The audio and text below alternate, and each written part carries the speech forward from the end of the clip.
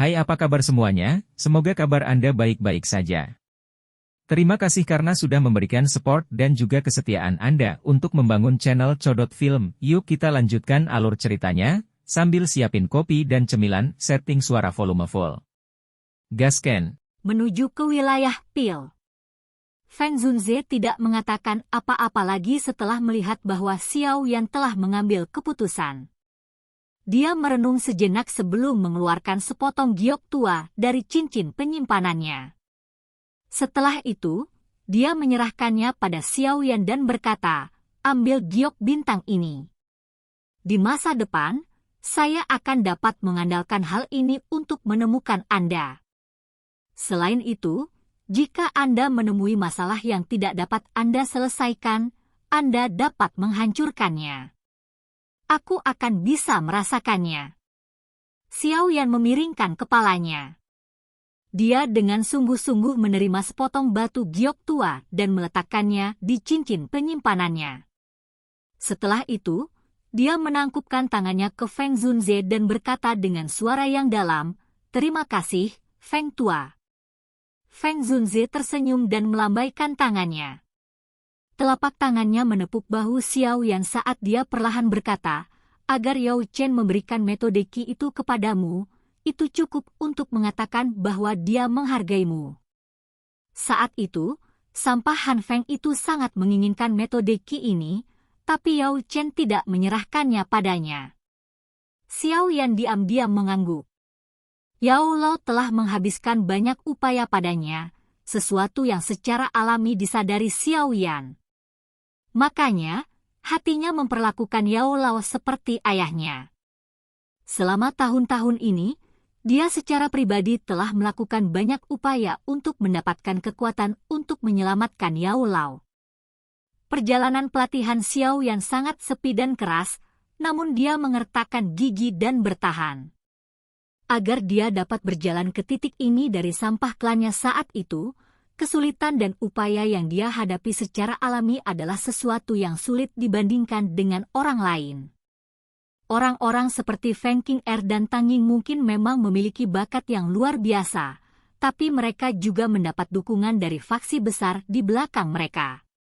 Namun, Xiao Yan hanya bisa mengandalkan Yao Lao dan kerja kerasnya sendiri. Saat aku kembali ke pavilion bintang jatuh, aku akan mencoba yang terbaik untuk menanyakan tentang faksi di dalam kota dunia bawah. Selama periode waktu ini, saya akan diam-diam melakukan kontak dengan beberapa orang yang dulu berteman dengan Yao Chen. Jika saya bisa mengumpulkan mereka, merebut kembali Yao Chen seharusnya tidak sulit. Feng Zunze berbicara. Meskipun kekuatan pavilion bintang jatuh cukup kuat, masih ada celah yang cukup jika dibandingkan dengan makhluk hebat seperti Hall of Souls. Selain itu, Hall of Souls itu misterius dan tak terduga.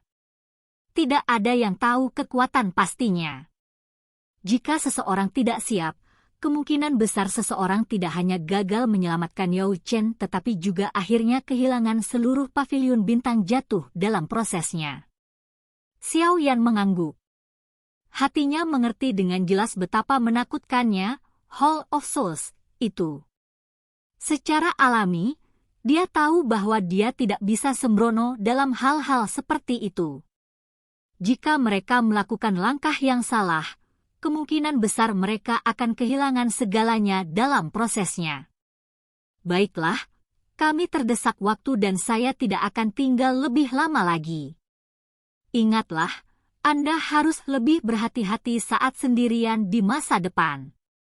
Menurut tebakan saya, kemungkinan Feng Qing'er tidak akan menyerahkan darah esensi Phoenix kuno ini dengan mudah. Anda harus lebih memperhatikan. Bagaimanapun, suku Heaven Demon Phoenix tidak penuh dengan beberapa karakter baik. Jika Anda menemui masalah yang tidak dapat Anda selesaikan, Anda harus menghancurkan giok bintang. Feng Zunze berkata. Xiao Yan memiringkan kepalanya sebagai pengakuan. Setelah itu, dia menangkupkan tangannya ke Feng Zunze. Dia mengangkat dagunya ke Lin Yan di samping. Tubuh mereka bergerak, dan mereka melompat dari punggung elang besar itu dan dengan cepat jatuh ke tanah.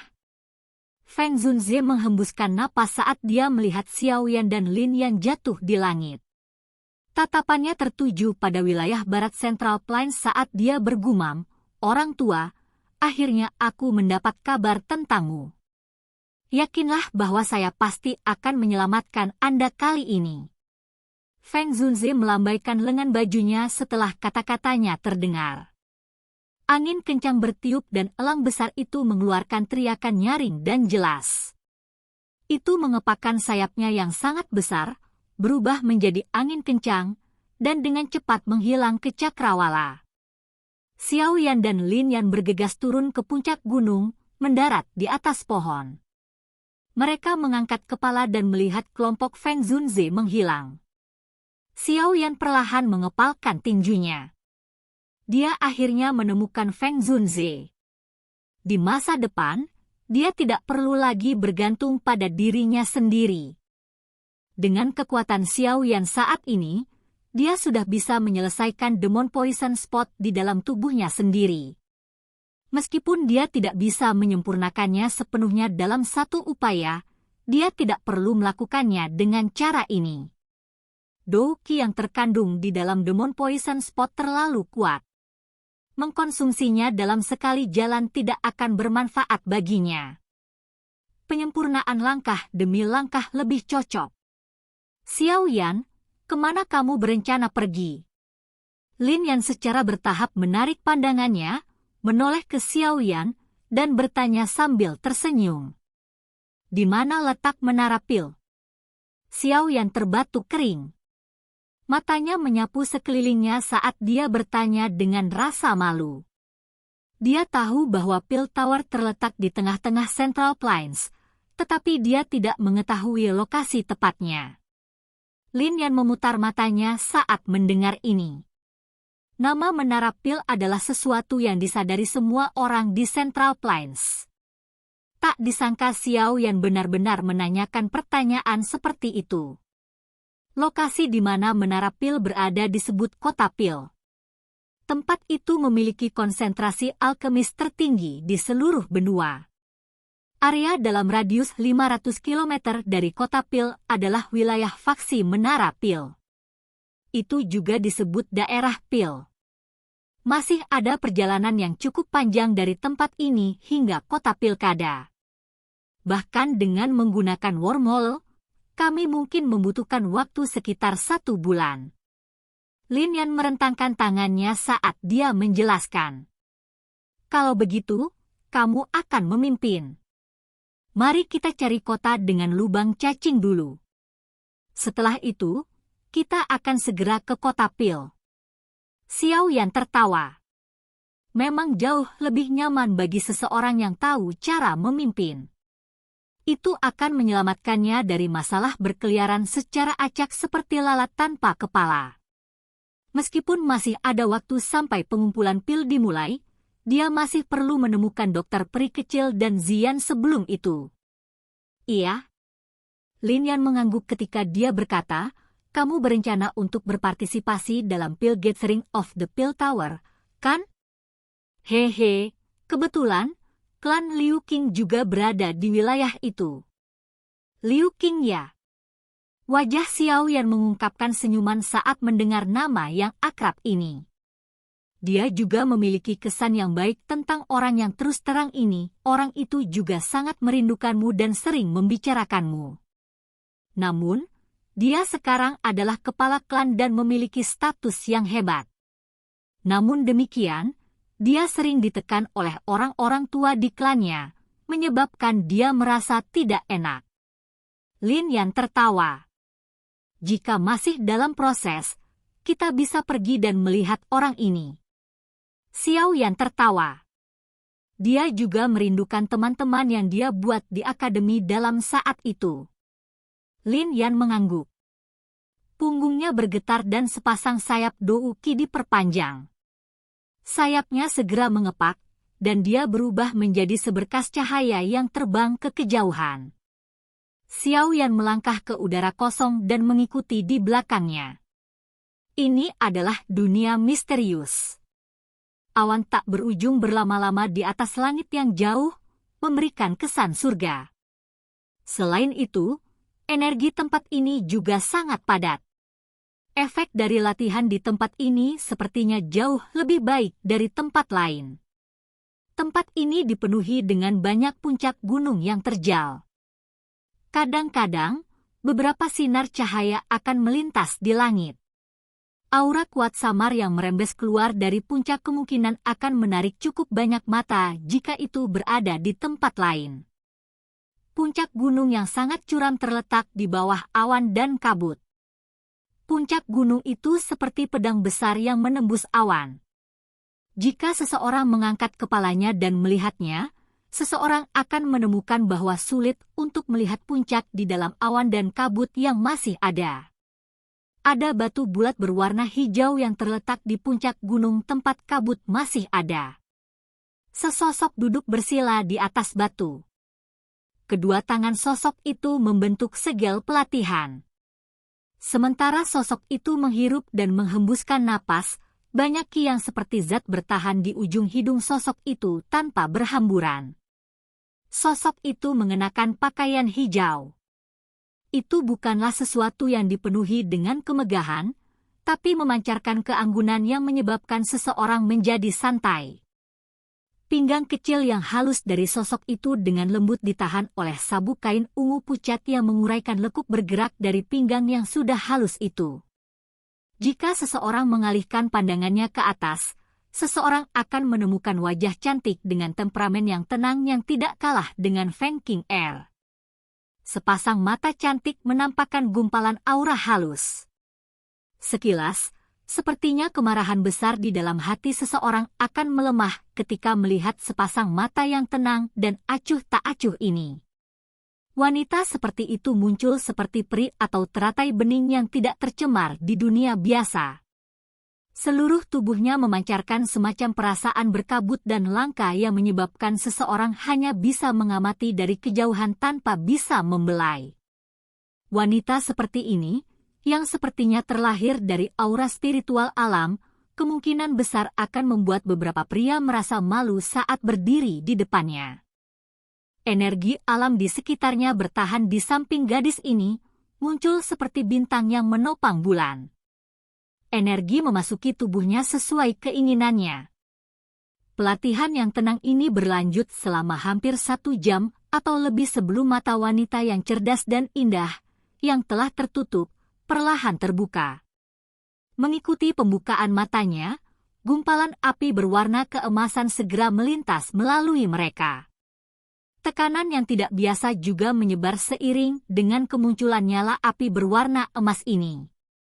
Di bawah tekanan yang tidak biasa, bahkan energi alam di sekitarnya menjadi sedikit lamban. Bahkan sedikit bergoyang. Wanita itu berdiri dengan cara yang elegan. Sosoknya yang tinggi tampak sangat mempesona. Dia menoleh sedikit, melirik ke belakang, dan sedikit menyeringai. Dia berkata, "Ling tua, tunjukkan dirimu." Senyuman seketika itu memiliki semacam keindahan yang luar biasa. Bahkan alam di sekitarnya menjadi sedikit lebih cerah karenanya. Bayangan di belakang wanita itu mulai bergerak perlahan setelah kata-kata wanita itu terdengar. Segera, itu berubah menjadi sosok tua. Dia dengan hormat membungkuk padanya saat dia tertawa. Persepsi nona muda benar-benar menjadi semakin menakutkan. Saya baru saja tiba, namun saya sudah ditemukan. Wanita itu tidak berkomitmen untuk menjilat sepatu bot kecil ini. Tangannya secara acak mengangkat beberapa rambut hitam yang mendarat di dahinya saat dia bertanya, apakah ada masalah bagi Oldling datang ke sini? Aku yang dulu tidak akan berani datang dan mengganggu pelatihan nona muda jika tidak ada apa-apa. Sosok itu mengangkat kepalanya, memperlihatkan wajah tua. Itu adalah Ling Ying, yang pernah melindungi Xiao Yan saat itu. Adapun wanita halus di depan ini, siapa lagi selain Sun Er, yang dipikirkan Xiao Yan setiap hari? Saya tidak tertarik dengan apapun yang terjadi di klan. Sun Er berbicara secara acak. Dia mengangkat tangannya dan kabut yang tersisa berkumpul di telapak tangannya. Segera, itu berubah menjadi wajah pria yang lembut dan tampan. Senyuman langka dan hangat terungkap di wajah cantiknya saat dia melihat wajah ini. Ling Ying juga tertawa mendengar ini. Dia menggoda dengan berkata, "Saya pikir nona muda itu pasti akan tertarik dengan apa yang saya katakan." Mata Sun Er berhenti di wajah pria yang diaglomerasi dari kabut. Matanya yang cantik menatap Ling Ying ketika dia mendengar kata-katanya. Dia kemudian tersenyum dan berkata, "Semoga berbicara." Ling Ying terbatuk pelan dan perlahan berkata, "Menurut berita terakhir yang saya peroleh, seorang pemuda bernama Xiao yang telah muncul di wilayah utara Central Plains." Engah! Kabut yang berkumpul di wajah seseorang tersebar. Sosok tinggi, melengkung itu sepertinya dengan lembut gemetar pada saat ini. Beberapa saat kemudian, dia menghirup nafas lembut dari udara yang agak sedingin es dan dengan lembut bertanya, "Apakah kamu yakin?" "Dari apa yang kupikirkan, ada kemungkinan besar itu dia." Ling Ying tersenyum saat menjawab. Wanita itu tiba-tiba berbalik. Penampilan cantiknya yang elegan saat ini mengandung kegembiraan yang langka. Dia turun dari puncak gunung. Langkah kakinya ditentukan dan tanpa ragu sedikit pun. "Berikan perintah bahwa aku akan meninggalkan Gu Realm. Silahkan pergi ke..." Oke guys, jangan lupa like, comment, share, and subscribe di channel Codot Film. See you next video, peace out and bye-bye.